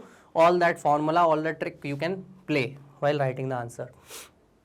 तो देखिए, सेल्फ हेल्प ग्रुप जो है गरीबों के लिए किस तरह से मददगार होगा, अब अगर उस बात को भी लिखते हो तो कहीं ना कहीं आपका आंसर जस्टिफाइड है, क्योंकि सवाल क्या है, what is the basic idea behind the self help groups for the poor, है ना। तो क्या है, देखो, पहला तो सेल्फ हेल्प ग्रुप क्या करता है, inclusivity and support. Self help group बनाता कौन है भाई, कुछ पुअर लोग हैं, कुछ महिलाएं हैं जो ग्रामीण क्षेत्र में रहते हैं। आमतौर पे they come together, they form a group and they spend little amount of money, और वो लिटिल अमाउंट ऑफ मनी का स्पेंड कर रहे हैं तो यहीं से समझ में आ रहा है कि they do not have so much of earning capacity. ठीक है, तो ये वो पुअर है। वो पुअर को जनरली बैंक्स और बड़े बड़े बैंक्स तो लोन दे नहीं रहे हैं because of the collateral and etcetera reasons. So inclusivity का मतलब होता है साथ लेकर चलना एंड सपोर्ट। तो सेल्फ हेल्प ग्रुप क्या करता है, कम्युनिटी बेस्ड ऑर्गेनाइजेशन है। ऑब्वियसली देखो कितनी अच्छी बात लिखी है, SHGs are community based organizations, community बना के चलते हैं। Facilitating the socio economic development. Socio economic का मतलब होता है इकोनॉमिक के साथ साथ आपका सोशल स्टेटस भी बढ़ेगा। आपके पास जेब में 10 रुपए नहीं थे, साल भर बाद आप because of the self help group, because of the loan provided by the self help group, now you are able to buy auto rickshaw and drive it and earn some money. तो at least आपको समाज में दूसरे नजरिए से देखा जाने लगेगा। और देखो ध्यान से अगर आप ऑब्जर्व करोगे, आपके आसपास भी लोगों के पास जब धीरे धीरे पैसा बढ़ रहा होता है तो उनका सोसाइटी में स्टेटस भी चेंज हो रहा होता है। ठीक है, चाहे वो लीगल हो या इलीगल, लेकिन सोसाइटी में नजरिया बदल जाता है। अगर इलीगल है तो इलीगल के नजरिए से देखा जाएगा, लेकिन नजरिया बदलेगा जरूर। ठीक है, I am talking about the change in the perception of the society. तो उसकी बात हो रही है। Socio economic development of empowered individuals, primarily women, खास तौर पे औरतों के लिए। ठीक है, they encourage collective savings and offer access to affordable credit, promoting financial independence and resilience. बहुत सिंपल सी बात करा भाई, देखो एक तो कलेक्टिव सेविंग है, सब मिलकर इकट्ठा सेव कर रहे हैं पैसे को। ठीक है, और अफोर्डेबल क्रेडिट है। इफ यू रिमेंबर, हमने पढ़ा था सेल्फ हेल्प ग्रुप में कि आप लोन तो लेते हो और जो आप लोन लेते हैं वो सस्ते इंटरेस्ट रेट पर लेते हैं। ठीक है, इसके बाद क्या देखा है, प्रमोटिंग फाइनेंशियल इंडिपेंडेंस। अगर महिला के पास खुद के पैसे होंगे तो वो अपनी हेल्थ पे जो है वो अपने हिसाब से खर्च करेगी, अपनी एजुकेशन पे अपने हिसाब से खर्च करेगी, और वो अपने फैमिली की हेल्थ, एजुकेशन और जो भी बाकी नीड्स हैं उसके हिसाब से वो खर्च करेगी। Next is skill enhancement and capacity building. If you remember self help group में हमने ये भी पढ़ा था कि भाई पैसा लोन पे देने के अलावा, मतलब पहले पैसा इकट्ठा करना, फिर लोन पे देना और फिर वापस लोन लेना, सॉरी लोन लेना नहीं, मतलब वो पैसा रिटर्न लेना। इसके अलावा ये भी काम होता है कि जब ये लोग आपस में मिलकर बैठते हैं तो ये कई समस्याओं पे बात करते हैं, कई प्रॉब्लम्स पे बात करते हैं और उसके सॉल्यूशंस को खोजने की कोशिश करते हैं। ठीक है, skill enhancement and capacity building, देखो ये शब्द बड़ा जबरदस्त है, ये रट लो, कीवर्ड है ये सिर्फ इस आंसर के लिए नहीं है, कई जगह काम आएगा। क्या काम आएगा? Skill enhancement. If you remember, late से आपने किसी को सिलाई मशीन दिलवा दी, अब उसने सिलाई करना सीख लिया, तो आज कोविड आया तो कोविड का मास्क सिल लिया, कल जरूरत पड़ी किसी हॉस्पिटल में कि भाई आप ड्रेसेस बना दो पेशेंट्स के लिए, नर्सेस के लिए, आप वो बना रहे हो, कल जरूरत पड़ी मिलिट्री और पुलिस को तो उनके लिए आप ड्रेसेस बना रहे हो, है ना। Eventually what you are doing, you are working and earning money just because you gained one skill of stitching the clothes. And capacity building, capacity building का मतलब क्या होता है कि आपकी क्षमता बढ़ रही है ना, आपकी क्षमता बढ़ रही है। Self help groups foster skill development and provide training enabling members to engage in entrepreneurial activities. Entrepreneurial activities का मतलब होता है कि आपको बिजनेसमैन बिजनेस वुमेन बनाने की काम चल रहा है, thereby enhancing their earning potential and self sufficiency, मतलब आत्मनिर्भर बना रहा है। ठीक है, तो सेल्फ हेल्प ग्रुप देखिए कितना बड़ा काम करता है। देखो एक बात और याद रखो, अगर आपकी कंसेप्चुअल क्लैरिटी है, अगर आपको टॉपिक समझ में आ गया वीडियोस देखने के बाद, तो आप सिर्फ क्वेश्चंस के आगे ना ये सारे कीवर्ड्स लिख लो अपनी बुक में, है ना, इन कीवर्ड्स को लिख लो, क्योंकि जब आप एग्जाम में रिवीजन कर रहे होंगे ना तो क्या होगा, फटाफट सिर्फ कीवर्ड्स देख लोगे तो आपको अंदाजा रहेगा कि किस फ्लो में आंसर मुझे लिखना है। ठीक है, नेक्स्ट इज सोशल एम्पावरमेंट। अब ऑब्वियसली ये चीज हमने पहले भी देखी है ना, आप तो एक तो पहले आप उसको इंक्लूड कर रहे हो, इंक्लूसिविटी ला रहे हो, सबको साथ लेके चल रहे हो, सबको लोन दिलवा रहे हो, फिर आप स्किल सिखा रहे हो। अब ये सब होगा तो समाज में आपकी वैल्यू तो बढ़ेगी। By nurturing a sense of collective responsibility, एसएचजीज promote social cohesion. Social cohesion का मतलब समाज में जो है सद्भावना आएगी। Instilling confidence and enabling marginalised individuals to actively participate in decision making process within their communities. मतलब वो क्या कह रहा है कि जब आप 20-25 लोग मिलकर एक सेल्फ हेल्प ग्रुप बना रहे हो ना, तो you will be the part of that decision making body, है ना। इट्स नॉट लाइक दैट कि 4 लोग मिलकर आपके लिए फैसला दे, आप भी उसमें रहेंगे जब आपके लिए फैसला लिया जा रहा होगा। सस्टेनेबल डेवलपमेंट, अब ये एक डिफरेंट सा कीवर्ड साउंड करता है, बट ये बेसिकली इकोनॉमिक सस्टेनेबल डेवलपमेंट की बात हो रही है, and that is again a point which you can utilise in any of the chapters of the economics. Ultimately, the basic tenet of SHGs revolve around fostering self-reliance, entrepreneurship and community development, creating a pathway for economically disadvantaged to attain sustainable livelihoods and improved living standard. देखो कितनी सुंदर line है, क्या बोल रहा है, self help groups को खोलने का बेसिकली मेन मोटिव क्या है, सेल्फ रिलायंस, अपने ऊपर आप खुद निर्भर रहो, आत्मनिर्भर रहो, एंटरप्रेन्योरशिप, आप अपना खुद का कोई उद्यम करो, अपना खुद का कोई काम करो, कम्युनिटी डेवलपमेंट, अपने साथ साथ दूसरों का भी विकास करो, दूसरों का भी जो है सपोर्ट करो, creating a pathway for the economically disadvantaged, जिनके पास पैसे की बहुत ज्यादा दिक्कत है, जो इकोनॉमिकली डिसएडवांटेजेस है, उनके लिए नए नए रास्ते खोलो, to attain sustainable livelihood. Sustainable livelihood का मतलब ऐसा नहीं कि आज पैसा आया, लोन ले लिया, आज मौज कर ली, आज बहुत अच्छी जिंदगी है और उसके बाद फिर परसों से वही हाल हो गया, नहीं, आज पैसा लिया, धीरे धीरे आपकी लाइफ अच्छी तरह से इंप्रूव होते चला जाना चाहिए, that is what it is talking about. And improved living standard का मतलब तो ऑब्वियस है, जो आप बार बार सुन रहे हैं मुझसे, कि आपके जो लाइफ स्टाइल है उसी में बहुत बड़ा चेंज आने लगेगा। लेट से घर में 5 मेंबर थे, एक दूध की थैली आती थी और 5 मेंबर उसी में से दूध शेयर करते थे।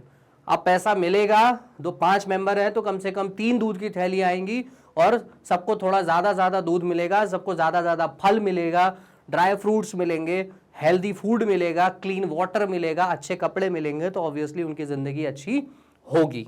ठीक है, इसीलिए मैं कहता हूं कि सोशल साइंसेस को ना एक मार्क्स खींचने के लिए सब्जेक्ट मत देखो, लाइफ चेंजिंग सब्जेक्ट की तरह देखो, तो आपके आंसर्स में भी मजा आएगा।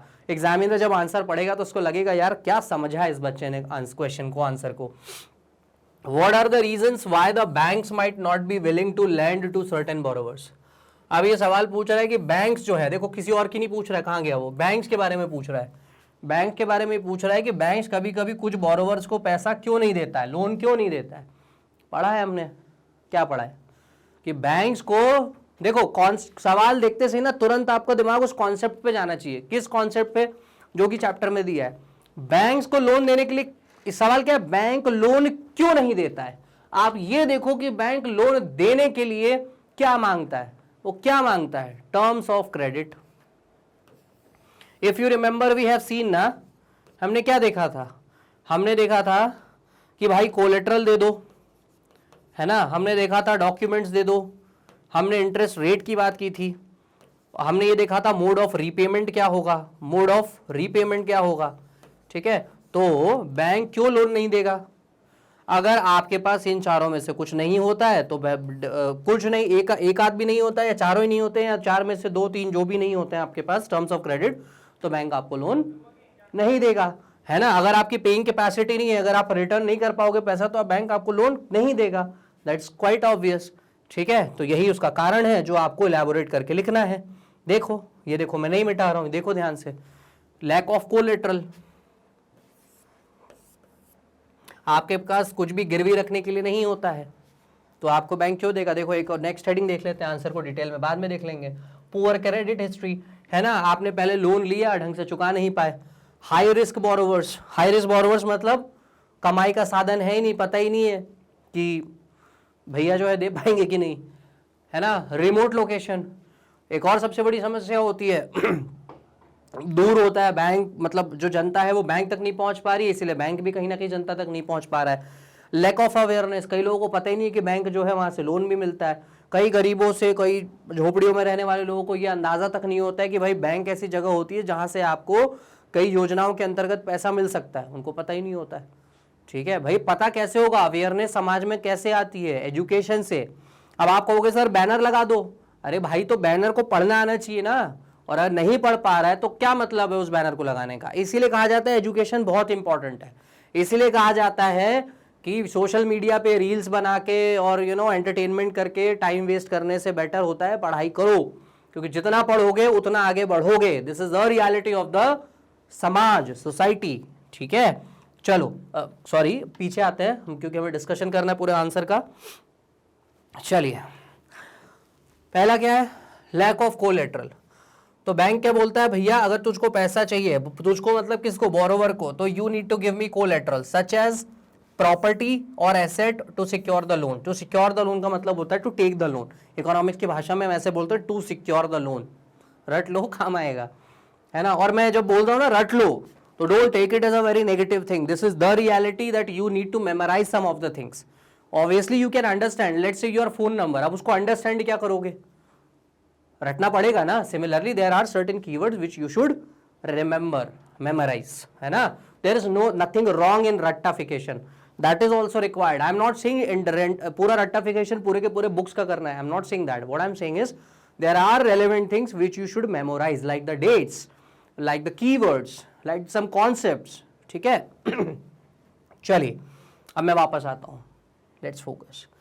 तो पहला क्या है कि भैया बैंक को चाहिए बोरोवर से कि भैया तू कोलेटरल जमा कर दे, प्रॉपर्टी दे दे, ज्वेलरी दे दे, कार दे दे, कुछ भी दे दे, and then take the loan. This is to protect the bank. किसको बचाने के लिए? बैंक को बचाने के लिए। मान लो कल को बंदा लोन वापस देने नहीं आया, तो बैंक के पास कुछ तो होगा ना उसके बदले में बेच के अपना लोन लेने के लिए।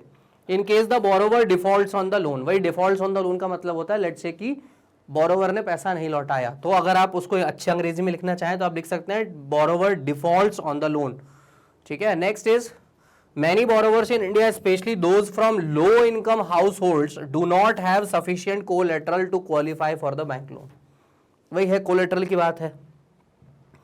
ठीक है अच्छा, अगर आपको ये लगता है, एक बार इस पॉइंट को थोड़ा और इलैबोरेट कर दो, अगर आपको ये लगता है कि डिफॉल्ट ऑन द लोन की बात सिर्फ गरीब के साथ हो रही है, तो ऐसा नहीं है। कोलेटरल अमीर हो या गरीब और या हो मिडिल क्लास, सबसे लिया जाता है।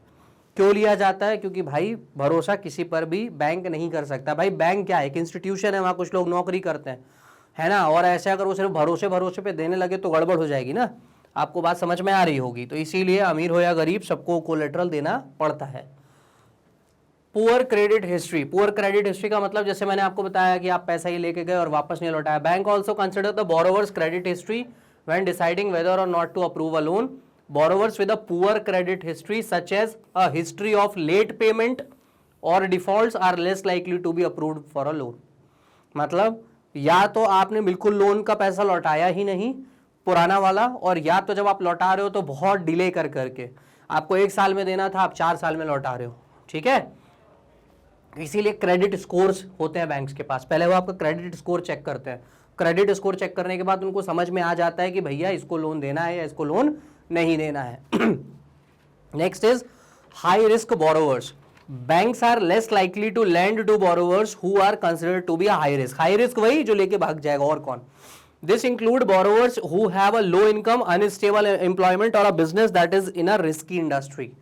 देखो, लो इनकम हो एक तो, दूसरा अनस्टेबल एम्प्लॉयमेंट, आज नौकरी है कल नहीं है, आज छोड़ दी कल छोड़ दी, नौकरी बार बार आ रही है जा रही है, जब वो देखेंगे यार ये मामला गड़बड़ है, ये नहीं दे पाएगा पैसा। तीसरा क्या, अ business that is in a risky industry. मान लो ऐसी इंडस्ट्री पे आप काम कर रहे हो जिसका कोई पुराना लंबा अच्छा इतिहास नहीं रहा है ग्रो करने का, ठीक है, या कुछ एक बहुत ही नया काम चालू करो जिसके बारे में लोगों को पता ही नहीं है, तो हो सकता है रिस्क पूरी तरह है कि बहुत अच्छे से सक्सेस भी हो जाए या बहुत पूरी तरह फेल भी हो जाए, है ना।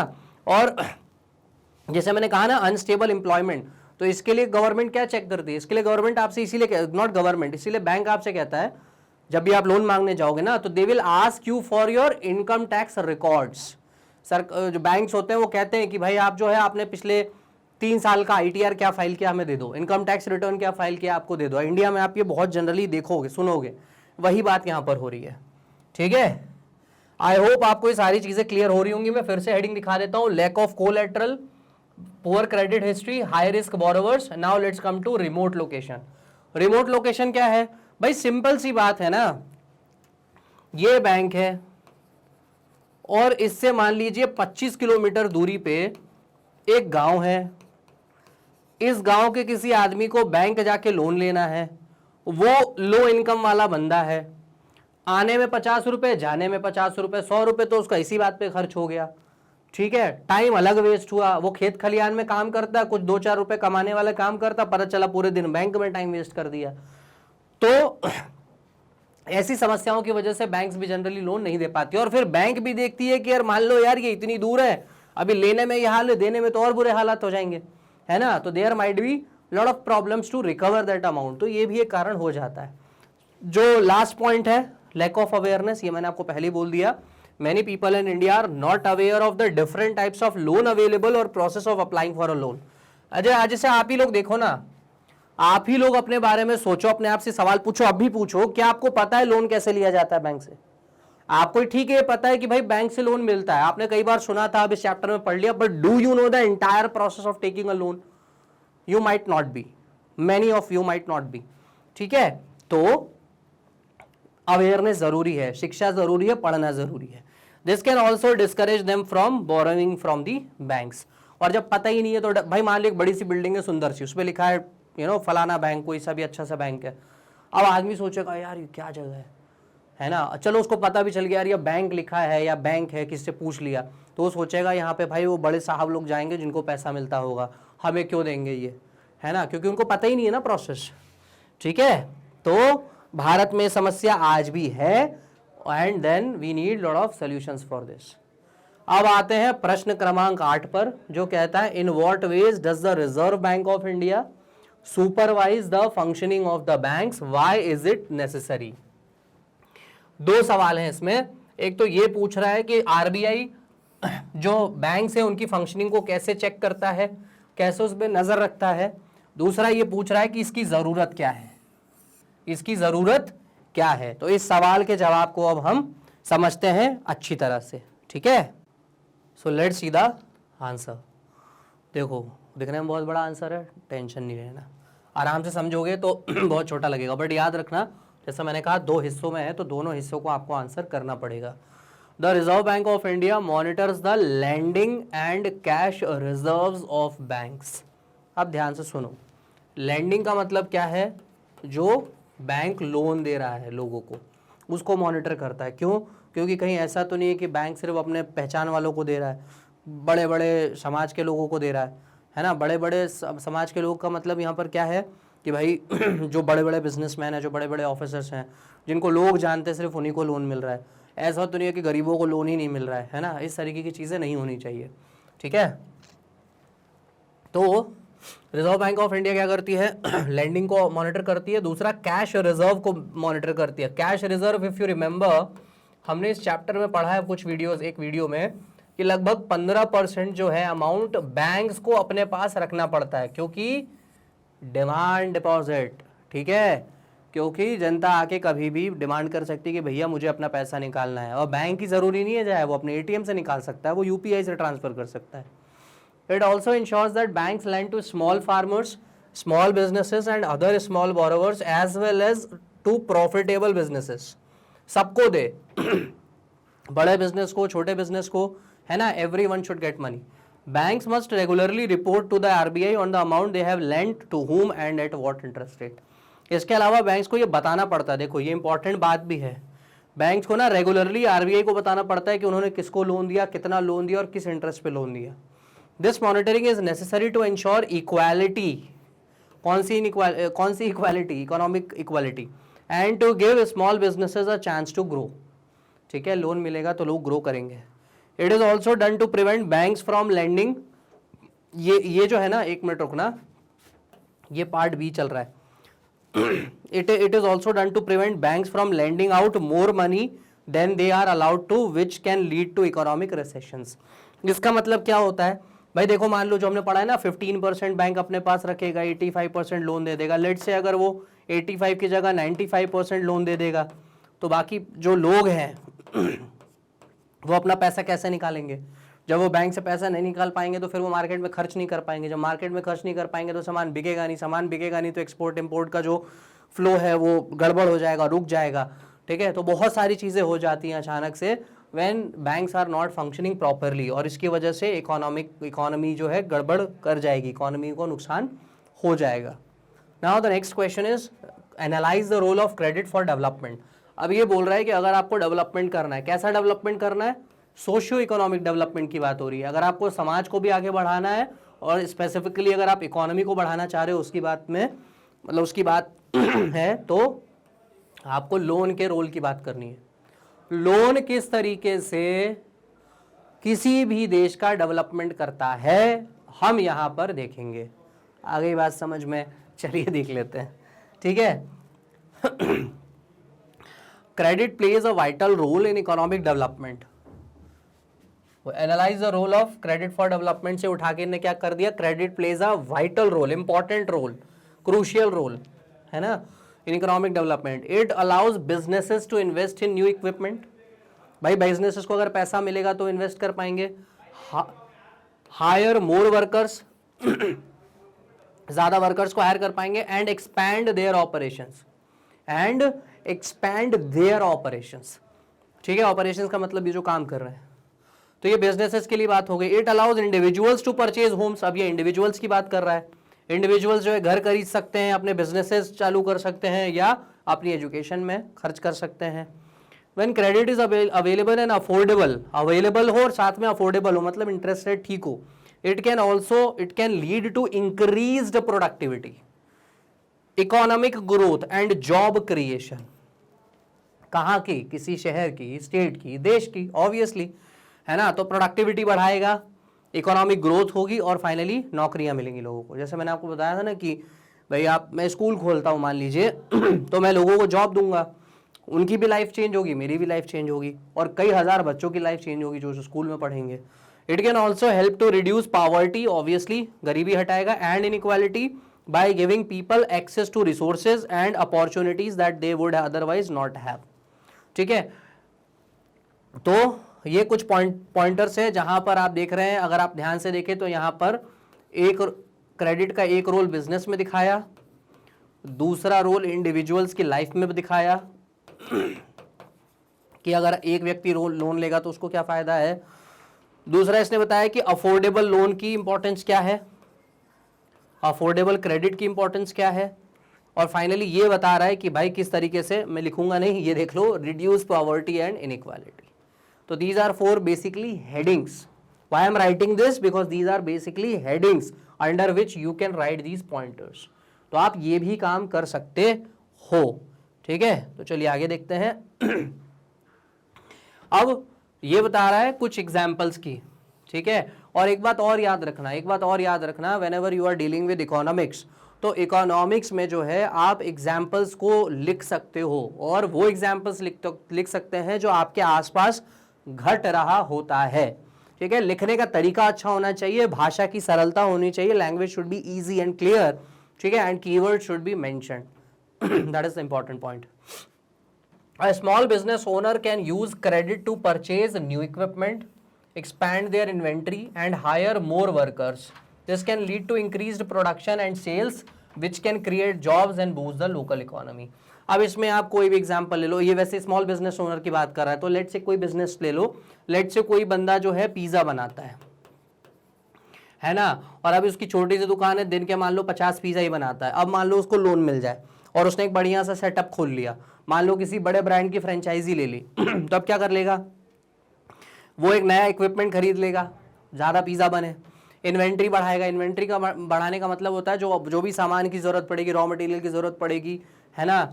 इसके अलावा ज़्यादा लोगों को हायर करेगा, कोई डिलीवरी बॉय होगा, कोई बनाएगा, कोई कस्टमर को हैंडल करेगा, कोई जो है साफ़ सफाई करेगा, और इससे क्या होगा, प्रोडक्शन बढ़ेगा, ज़्यादा पिज़्ज़ा बनेगा, ज़्यादा सेल्स होगी, उससे ज़्यादा नौकरियां बनेंगी, और फाइनली जो वहाँ की इकोनॉमी है वो भी बूस्टअप होगी, है ना। जब वो पिज़्ज़ा की दुकान खोलेगा, उसकी पिज़्ज़ा की दुकान चलेगी, तो वहाँ पे भीड़ लगेगी, गाड़ियाँ आएंगी, बात समझ में आ रही है। गाड़ियाँ आएंगी तो कहीं ना कहीं लोगों को पेट्रोल की भी ज़रूरत पड़ेगी, तो आसपास कहीं आपको पेट्रोल पंप भी दिखाई दे जाएगा, ठीक है। लोग पिज़्ज़ा खा के थोड़ा बीमार पड़ेंगे तो अस्पताल भी चाहिए होगा, ठीक है, मजाक कर रहा हूँ, don't worry. Let's go to the next point. A farmer can use credit, और farmer can use credit to purchase seeds. यहाँ फार्मर का एग्जांपल है, फार्मर क्या क्या कर सकता है, सीड खरीद सकता है, फर्टिलाइजर खरीद सकता है, और बाकी जो भी इनपुट चाहिए, जैसे मान लीजिए हार्वेस्टर है, थ्रेशर है ना, वो सारे हथियार खरीद सकता है। This can help them to increase their crop yields and improve their income. देखो मान लो एक जमीन है 1 एकड़ ले लो, 10 एकड़ ले लो, जो आपकी इच्छा हो ले लो, समझने के लिए समझ लो बस। 1 एकड़ की ज़मीन है, इस पे मान लीजिए कोई व्यक्ति सिर्फ टमाटर लगाता है, 1 साल में सिर्फ टमाटर लगाता है, क्योंकि वो यही कर सकता है, उसके पास उतनी ही इनपुट है।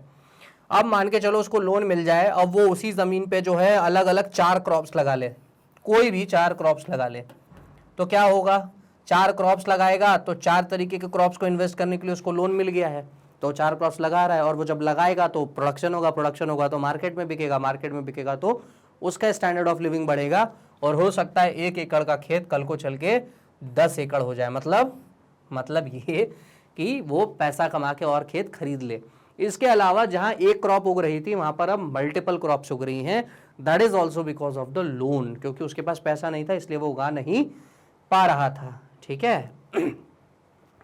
नेक्स्ट, तो ये हो गया स्मॉल बिजनेस ओनर का एग्जांपल, ये हो गया फार्मर का। अब आते हैं तो आपके ऊपर, आप लोग क्या कर सकते हैं, स्टूडेंट क्या कर सकता है। Student can use credit to finance their education, है ना। लेट से आपको किसी आईवी लीग कॉलेज में पढ़ना हो, आपको हार्वर्ड, ऑक्सफोर्ड, MIT में जाना हो, आपको IIT एम्स में जाना हो, या लेट से वर्ल्ड के किसी भी टॉप नॉच इंस्टीट्यूशंस में जाके पढ़ाई करनी हो, तो आप अपना लोन लेके पढ़ने जा सकते हैं। This can give them the skills and knowledge they need to get a good job and earn a higher income. Obviously बड़ी जगह से पढ़ोगे तो बड़ी सैलरी पे जाओगे तो लाइफ इंप्रूव हो जाएगी। आज आपके हाथ में मान लो 10,000 का फ़ोन है तो कल 1.5 लाख का फ़ोन होगा। आज आप जो है 2 व्हीलर से चलते हो, कल को आप 4 व्हीलर से चलोगे, है ना। हो सकता है उस 4 व्हीलर से चलोगे जिसकी कीमत ही 50-60 लाख रुपए हो। अगर आप अभी 2 BHK हाउस में रहते हो सकता है आप विला खरीद लो। बेटा आप कुछ भी कर सकते हो, आप देश का भविष्य हो, करो, मैं तो यही चाह रहा हूँ। बट कैसे करोगे, पढ़ के, अच्छे से पढ़ के और लिख के। लिखना भी जरूरी होता है बालकों और बालिकाओं। और फैमिली, अभी चौथा एग्जाम्पल फैमिली का है। परिवार क्या कर सकता है लोन लेके, देखो क्या कर सकता है, पार्टी कर सकता है, बिल्कुल कर सकता है, लेकिन नहीं करनी चाहिए। A party can use credit to purchase a home, घर खरीद सकता है। This can provide them with a stable place to live and build equity. अब ये इक्विटी आप चाहो तो ना भी यूज करो, कोई दिक्कत नहीं है। आप क्या कर सकते हो, यहाँ पे लगा के फुल स्टॉप, आंसर को खत्म कर सकते हो। घर खरीदेंगे तो ऑब्वियसली उनके पास एक स्टेबल जगह होगी रहने के लिए, है ना। बार बार रेंट देने की जरूरत नहीं पड़ेगी कि आज मालिक ने निकाल दिया, फिर कल मकान भूजने हैं, फिर कल दूसरे मालिक ने निकाल दिया। अपना घर होगा तो क्या होगा, अपने घर में धीरे धीरे जितना भी इन्वेस्टमेंट करोगे वो अपने ही घर में होगा, जो भी सामान खरीदोगे वो अपने ही घर में होगा। जब अपने घर में आप फर्नीचर डेवलप करोगे, अपने घर में गैजेट्स लगाओगे, बहुत सारी इनपुट्स देते चले जाओगे, घर अपने आप बढ़ता चला जाएगा और आपको एक चिंता से मुक्ति मिल जाएगी कि हमें नया घर खोजना है। अब आपका घर है, आजीवन आप इसमें रह सकते हो। अब आप घर की चिंता छोड़ के बाकी कामों पे फोकस करो, ठीक है, ये भी हो सकता है। तो ओवरऑल क्या बात के दिख रहा है, overall credit plays a vital role in economic and social development. देखो ध्यान से, फिर वही बात हो गई है ना, सोशियो इकोनॉमिक डेवलपमेंट की बात कर रहा है। तो I am sorry, socio economic development की बात कर रहा है। तो मेरे प्यारे प्यारे स्टूडेंट्स, इस बात को याद रखना, ये ऐसे कीवर्ड्स हैं जो आंसर को जबरदस्त बनाते हैं।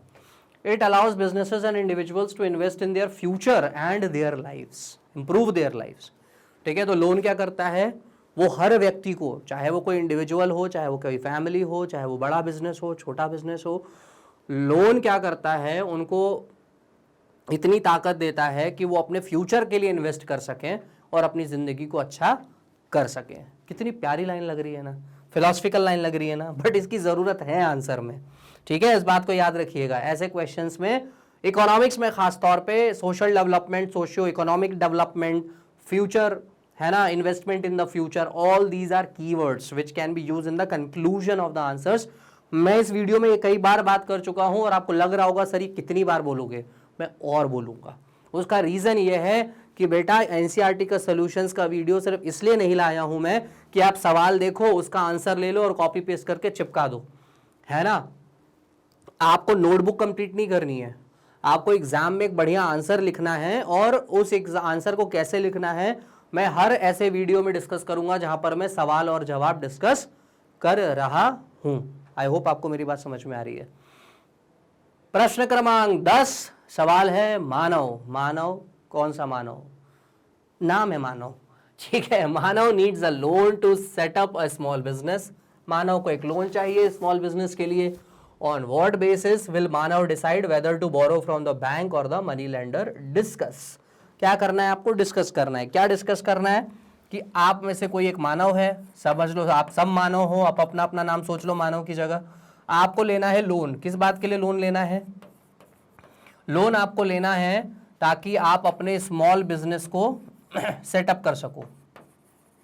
आप अपने पिज़्ज़ा की दुकान खोलना चाहते हो, आप मोबाइल की दुकान खोलना चाहते हो, आप जो खोलना चाहते हो, जो भी दुकान खोलना चाहते हो, जो भी बिजनेस डेवलप करना चाहते हो, उसके लिए आपको लोन चाहिए। अब मानव के पास सवाल ये है कि मैं बैंक जाऊं लोन लेने, है ना, या मनी लेंडर के पास जाऊं। मानव को क्या डिसाइड करना है कि मैं बैंक जाऊं या मनी लेंडर के पास जाऊं। पहले मैं आपसे पूछता हूं कि ये बताओ बैंक जो है वो किस सेक्टर में आएगा, फॉर्मल या इनफॉर्मल। वाह क्या बात है, आपने बहुत बढ़िया जवाब दिया। ये फॉर्मल सोर्स है, फॉर्मल सेक्टर है, ये इनफॉर्मल सेक्टर है। मानव को कहाँ जाना चाहिए, जल्दी लिखो कमेंट बॉक्स में, कहाँ जाना चाहिए, जल्दी लिखो। मानव को लोन कहाँ से लेना है, फॉर्मल से या इनफॉर्मल से, आपके हिसाब से उसको कहाँ जाना चाहिए। देखो सवाल अलग है, मैं उसकी बात नहीं कर रहा हूं, मैं आपसे सिंपल सी बात पूछ रहा हूं। मानव को स्मॉल बिजनेस सेटअप करने के लिए लोन चाहिए, उसके पास दो ऑप्शन है, फॉर्मल और इनफॉर्मल। और दिस इज द रियलिटी कि अर्बन एरिया हो या रूरल एरिया, लोन्स लेने के लिए लोग दोनों जगह जाते हैं। मानव को कहाँ जाना चाहिए, आप फटाफट कमेंट बॉक्स में बताओ।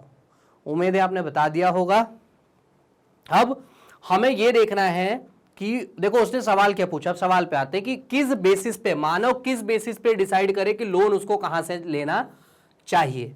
तो हमें बेसिकली ना सवाल थोड़ा सा ट्विस्ट करके पूछा है, सही मायने में बताऊं तो सवाल आपसे ये पूछ रहा है, मतलब आपसे प्रश्न ये पूछ रहा है कि भाई तुम बस इतना बता दो कि बैंक किस बेसिस पे लोन देता है और मनी लैंडर या इनफॉर्मल सेक्टर किस बेसिस पे लोन देता है, या इन दोनों फॉर्मल और इनफॉर्मल सोर्सेस से लोन किस तरह से मिलता है, या ये बता दो कि फॉर्मल और इनफॉर्मल सोर्सेस क्या होते हैं। ठीक है, यहां जैसे पूछा है, हो सकता है सवाल एग्जाम में घुमा के पूछ ले आपसे, आपको सवाल समझना आना चाहिए और फिर आपको समझ में आएगा कि इसका जवाब कैसे लिखना है। जवाब कई बार वही लिखना पड़ता है, लेकिन कई बार घुमा के लिखना पड़ता है। जवाब देख लेते हैं। Manav will need to consider a number of factors when deciding whether to borrow from a bank or a money lender, including. अब now क्या पॉइंटर्स हैं देखो। पहला इंटरेस्ट रेट, कहीं से भी लेगा इंटरेस्ट तो देना पड़ेगा। रीपेमेंट टर्म्स, किस तरह से लोन दोगे। एलिजिबिलिटी क्राइटेरिया, भाई मानव बैंक के हिसाब से एलिजिबल है या नहीं है, मनी लेंडर के हिसाब से एलिजिबल है या नहीं है, मतलब मनी लेंडर उसको जानता भी है कि नहीं। प्रोसेसिंग टाइम, लोन लेने में टाइम कितना लगेगा, क्योंकि सबसे बड़ा पॉइंट है ना भाई कि कितनी जल्दी मानव को लोन चाहिए। नेक्स्ट इज कोलेट्रल, मानव के पास कोलेट्रल है कि नहीं, ठीक है। तो there are 5 pointers. It means it can be asked in 5 marks, it can also be asked in 3 marks. रोक थोड़ी ना सकता कोई एग्जामिनर को, हो सकता है वो एक लाइन में 2 नंबर के लिए पूछ ले। जितने नंबर के लिए पूछे आपको ये याद रखना है, आपको इस आंसर की लेंथ को अपने उस हिसाब से कम करना होगा। इसीलिए सिर्फ कीवर्ड्स भी याद रख लो तो ज्यादा अच्छा होता है, अगर ज्यादा ना पढ़ पाओ तो। इंटरेस्ट रेट, या ऐसे देखो, चलो let me first discuss this. Loan लेने के लिए क्या क्या चाहिए, इसको ऐसे देखो, तब शायद आपको ना चीजें ज्यादा क्लियर होंगी। मानव को छोड़ो, खुद को देखो। लोन लेने के लिए आपको क्या चाहिए, सारे टर्म्स ऑफ क्रेडिट, सिंपल सी बात है, ठीक है। यही तो लिखा है ना, interest rate, repayment terms, eligibility criteria, processing time और कोलेट्रल। तो यहां पर क्या है, प्रोसेसिंग टाइम एक चीज है ना, प्रोसेसिंग टाइम कह लो या टाइम कह लो, बस ये एक चीज है, प्रोसेसिंग टाइम, है ना, और टर्म्स ऑफ क्रेडिट, यही है ना लोन लेने के लिए। इसी को डिस्कस करना है, कर लो फटाफट डिस्कस। देखो first is interest rate, banks typically offer lower interest rate, ठीक है। तो देखो बैंक क्या करेगा जब when it comes to the interest rate, तो एक और बना लेता हूं यहाँ पे, एक मान लो इंटरेस्ट रेट की बात हो तो बैंक जो है वो लोअर इंटरेस्ट रेट लेगा। और क्यों जो है वो लोअर इंटरेस्ट रेट है, क्योंकि बैंक को पैसा आराम से मिल जाता है, चीपर सोर्सेज ऑफ फंडिंग। उसको जो है आरबीआई पैसा दे सकता है, उसको जनता से आराम से पैसा मिल जाता है, लेकिन मनी लेंडर तो अपने घर से ही दे रहा है ना। Such as deposits from the customers, as I told you. Repayment terms, अगर हम रीपे करने की बात करें तो banks typically offer longer repayment terms than the moneylenders. Repay कहां गया, offer longer repayment terms, this can make it easier for borrowers to repay their loans. Longer repayment terms का मतलब क्या होता है कि भाई जैसे मान लीजिए आप मेरे को 15 साल में लोन चुका देना और हर महीने इतनी इतनी ईएमआई देना है। मनी लेंडर बोलेगा भाई देख अगले साल लौटाना पड़ेगा with this much of interest, ठीक है। तो ये लॉन्गर होते हैं और ऑब्वियसली रीपेमेंट टर्म्स यहाँ पर शॉर्टर होंगे, है ना। यहाँ पर क्या होगा, मनी लेंडर के केस में इंटरेस्ट रेट हायर होगा। आई बात समझ में। अब आ जाओ इस पे, इसको मैं मिटा देता हूँ। ओहो ये देखिए, इसको मैंने मिटा दिया आप लोगों के लिए। Now next is eligibility criteria. Banks typically have stricter eligibility criteria, ये चीज स्ट्रिक्ट है when it comes to eligibility criteria. मैं ज्यादा तो नहीं लिख पा रहा हूँ बोर्ड पे, लेकिन जितना लिख पा रहा हूँ आप देखो ध्यान से। यहाँ पर मामला क्या है, स्ट्रिक्ट है। यहाँ पर एलिजिबिलिटी की कोई टेंशन ही नहीं है, तुम अगर पड़ोसी हो, है ना, तो ईजी है ना, बस जानते हो भाई साहब नमस्कार लोन चाहिए था, हो गया। प्रोसेसिंग टाइम, बैंक्स में थोड़ा सा ज्यादा समय लगता है, ज्यादा समय नहीं लगता है, समय लगता है, ठीक है। यहाँ पर लॉन्ग टाइम लगता है, यहाँ पे बहुत कम टाइम लगता है, वेरी लेस टाइम लगता है, ठीक है। आपको घर जाना है बस। कोलेट्रल, कोलेट्रल बैंक में आपको चाहिए, यहाँ पर चाहिए या नहीं चाहिए, दोनों ऑप्शन होते हैं।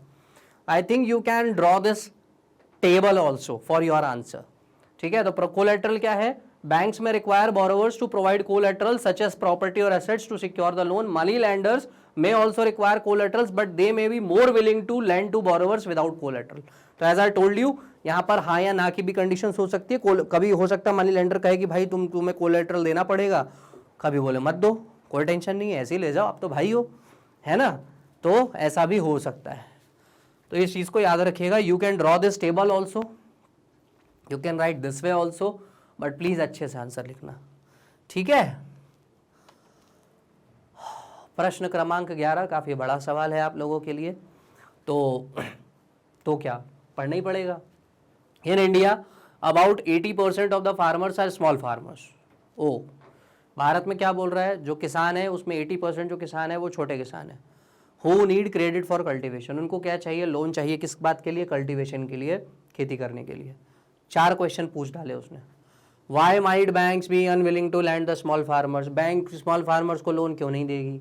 Question number 2, what are the other sources from which the small farmers can borrow. यहीं पे मैं बात कर लूंगा आपसे, don't worry. Explain with an example how the terms of credit can be unfavourable for the small farmer. Suggest some ways by which small farmers can get cheap credit. Discuss कर लेते हैं ना, है ना, फिर देखते हैं ना आंसर क्या लिखा है। बैंक्स को स्मॉल फार्मर्स को लोन क्यों नहीं देना चाहेंगे, मतलब बैंक्स स्मॉल फार्मर्स को लोन क्यों नहीं देना चाहेंगे? क्योंकि रिस्क है। क्या रिस्क है? एक तो भाई ये स्मॉल फार्मर है, मतलब इसके पास कोलेटरल जैसा कोई सीन नहीं होगा, ठीक है। और दूसरा ये कि इसके पास अदर सोर्स है, सोर्स ऑफ इनकम भी शायद ना हो। दूसरा ये कि क्योंकि ये फार्मर है तो फार्मिंग करेगा, और फार्मिंग में बहुत सारे फैक्टर्स होते हैं, स्पेशली क्लाइमेटिक कंडीशंस, है ना, वेदर कंडीशंस, तो रिस्क एसोसिएटेड है उसकी खेती पर। एक तो ये हो गया, बाकी बहुत सारी चीजें which will discuss in the answer. What are the other sources from which small farmers can borrow. तो देखो ज्यादा लोड नहीं लेना, सिंपल सी बात है। फार्मर कहाँ जा सकता है? फॉर्मल सेक्टर में और इनफॉर्मल सेक्टर में। फॉर्मल सेक्टर में क्या क्या आता है? बैंक आता है और एसएचजी आता है, सेल्फ हेल्प ग्रुप्स आते हैं या कोऑपरेटिव्स आते हैं, ठीक है। इनकी बात कर लो तो ये दो ऑप्शन हो गए। और इसके पास इनफॉर्मल में तो पूरा लिस्ट ही आपके पास है ना, मनी लेंडर है, रिलेटिव्स है, फैमिली है ना, फ्रेंड्स हैं, पड़ोसी है, बहुत सारे लोग हैं, ठीक है। Explain with an example how the terms of credit can be unfavourable for the small farmer. Come on, we have already discussed it in the beginning only. I hope you remember Swapna in from the book book वाली स्वप्ना के बारे में अगर आपको याद हो, वो खेती करती है, फसल खराब हो जाती है, वो फिर से खेती करती है उधार लेके, फसल ठीक होती है, लेकिन वो उतना पैसा नहीं कमा पाती है ताकि वो लोन चुका पाए, और फाइनली वो फंस जाती है कर्ज के जाल में। Suggest some ways by which small farmers can get cheap credit. देखो चीप क्रेडिट तो स्मॉल फार्मर्स को जो है बुक के हिसाब से सेल्फ हेल्प ग्रुप में ही मिलेगा, क्योंकि bank definitely self help group से ज्यादा इंटरेस्ट रेट चार्ज करेंगे, ठीक है। चलिए तो फटाफट आते हैं। Challenges for banks lending to small farmers, high credit risk due to uncertain income in agriculture, as I told you खेती काफी चीजों पर डिपेंड करती है। लैक ऑफ प्रॉपर कोलेटरल, तो देखो दो वर्ड है, क्या है? एक तो हाई रिस्क है, दूसरा कोलेटरल है। ये कीवर्ड्स हैं, इसको ऐसे ही मैं जैसे कर रहा हूं ना वैसे एग्जाम में अच्छे से स्केल रख के अंडरलाइन करना। Alternative sources for small farmers, small farmers के लिए क्या ऑल्टरनेटिव सोर्सेज हैं? एक तो ये है कोऑपरेटिव सोसाइटीज, दूसरा रीजनल रूरल बैंक्स, इनको हम आरआरबी कहते हैं, छोटे, ठीक है। ये बैंक्स होते हैं जहाँ आमतौर पे वहाँ पर होते हैं, कहाँ होते हैं? ग्रामीण क्षेत्रों में होते हैं, ठीक है। इसका मेंशन बुक में नहीं है but still you can right, है ना। Local money lenders and traders, वही इनफॉर्मल सेक्टर की बात है, जो चाहो लिखो।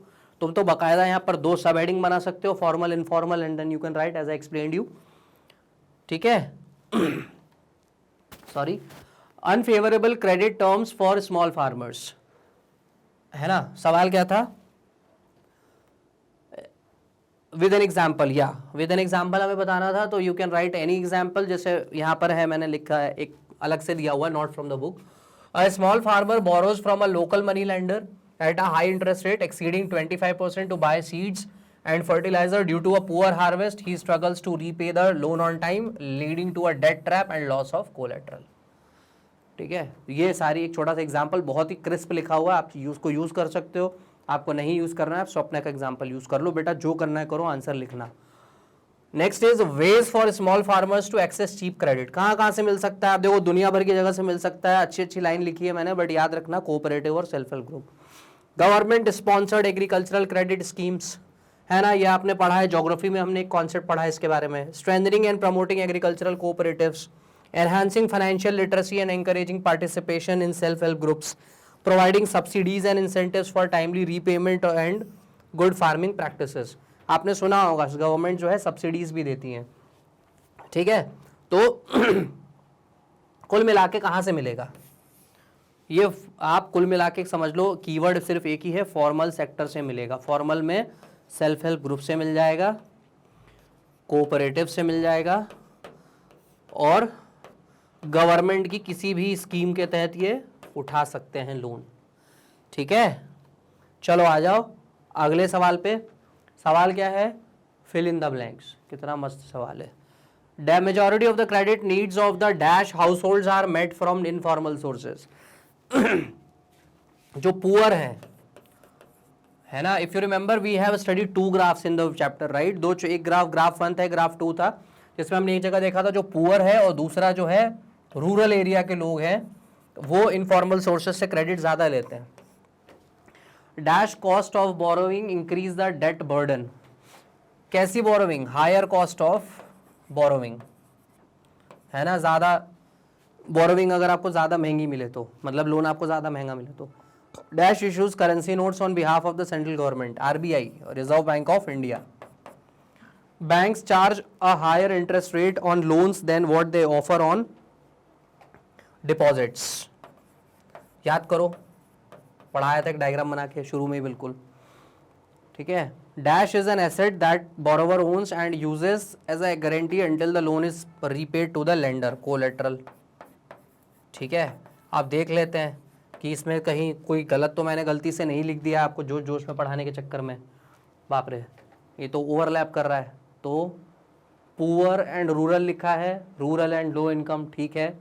आप लो इनकम भी लिख सकते हो, पुअर भी लिख सकते हो, बात वही हो रही है. हायर लिखा है या हाई लिखा है, दैट्स ओके. आरबीआई है हाँ यहाँ आरबीआई है. नेक्स्ट क्या है? डिपॉजिट्स, ये देखो डिपॉजिट्स. फाइनली लिखा है कोलेटरल, ये लिखा है कोलेटरल. क्या बात, सारे बच्चे इंटेलिजेंट बैच हैं इस क्लास में. मतलब इतना ज़्यादा आप लोग मोटिवेट करते हो मुझे कि मैं सारे आंसर सही देता हूँ. मुझसे गलती से भी गलती नहीं होती है ना. चलो आओ फिर मेरी मदद करो, और इस बार मदद ना कमेंट सेक्शन में करो. देखो बताओ आंसर इसका क्या है, फटाफट लिखो कमेंट सेक्शन में, उसके बाद मैं आपको दिखाता हूँ आंसर क्या है. Choose the most appropriate answer. In a self help group most of the decisions regarding savings and loan activities are taken by. Self help groups में सेविंग और लोन एक्टिविटीज से रिलेटेड डिसीजन कौन लेता है? क्या bank लेता है, क्या मेंबर्स लेते हैं, क्या एनजीओस लेते हैं? आई होप आपको याद होगा, सेल्फ हेल्प ग्रुप में जो लोग इकट्ठे होते हैं वही सारे डिसीजंस लेते हैं, मतलब members of the self help group. I hope आपने भी यही आंसर लिखा हुआ है. नहीं भी लिखा है तो कोई टेंशन नहीं, मैं हूं ना. ठीक है, आ जाओ बच्चों, सवाल क्रमांक 2. बस हम एंड पे आ चुके हैं चैप्टर्स के क्वेश्चंस के. Formal sources of credit does not include. Formal sector में क्या नहीं आता है? बैंक आता है, जी हाँ आता है. कोऑपरेटिव आता है, हाँ जी आता है. एम्प्लॉयर फॉर्मल सोर्सेज में आता है, नहीं आता है. ठीक है, तो आंसर क्या होगा आपका? सी. और फाइनली हमने खत्म कर लिए सारे एनसीईआरटी के सॉल्यूशंस. तो आप सभी से निवेदन है कि कृपया मैग्नेट ब्रेन्स की वेबसाइट, ऐप या यूट्यूब चैनल पे चले जाओ, सारे वीडियोस मुफ्त में देखो, और यहां से आप चाहें तो नोट्स भी डाउनलोड कर सकते हैं और प्रीवियस ईयर क्वेश्चंस भी डाउनलोड कर सकते हैं. All the best, thank you.